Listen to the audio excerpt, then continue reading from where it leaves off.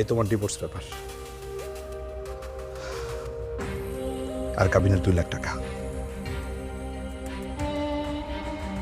ভয় নাই, আমি কোনো সমস্যা করব না। এতদিন আমি সব দেখছি, ভালোবাসা যারে আমি আগলায় রাখতে পারলাম না, জোর করে কি তারে ধরে রাখা যায়? রিমি, এই বাড়িতে যারা আছে তারা তো আমার কেউ আপন না। আমার সৎ মা, সৎ বোন, এই যে সবুজ, আমার সৎ মা, আমার ছেলে, এরা কেউ আমার আপন না। তুমি তো আমার আপন ছিলা, আমার কলিজা, আমার কলিজা ছিলা। আরে প্রবাসীরা তো মানুষ না, এরা হলো দুধ দেওয়া গাভীর মতো। গাভী যতদিন দুধ দিতে পারে ততদিন তারে ভালো ভালো খাইতে দেয়, কচি কচি ঘাস খাইতে দেয়। আর যখন দুধ দেওয়া বন্ধ হয়ে যায়, হয় তারে বেচা দেয়, আর না হয় তারে জবাই করে দেয়।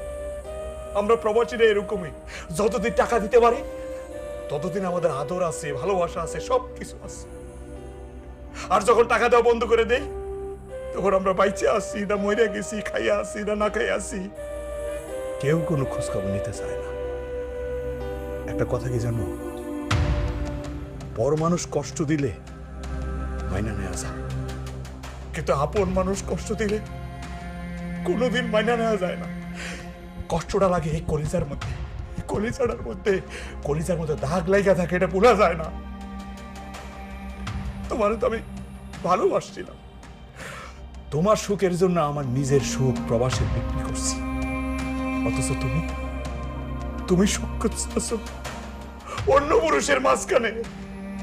আমি তোমার কি দেই নাই, তোমার জন্য কি করি নাই?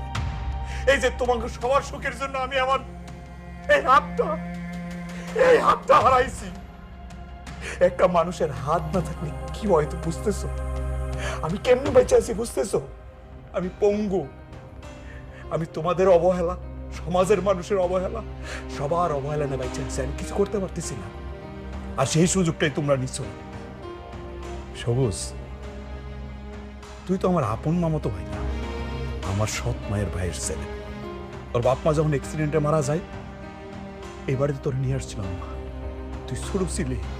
আমি তোরে আপন ভাইয়ের মতো বড় করছি, কোনোদিন পর ভাবি নাই। বিদেশ থেকে সব সময় তোর জন্য আলাদা করে সবকিছু বানাইছি।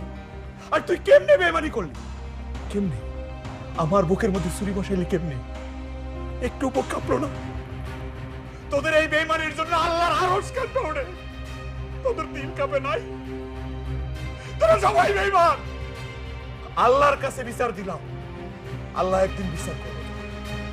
তোদের সামনে আর মুখ দেখাইতে চাই না আমি।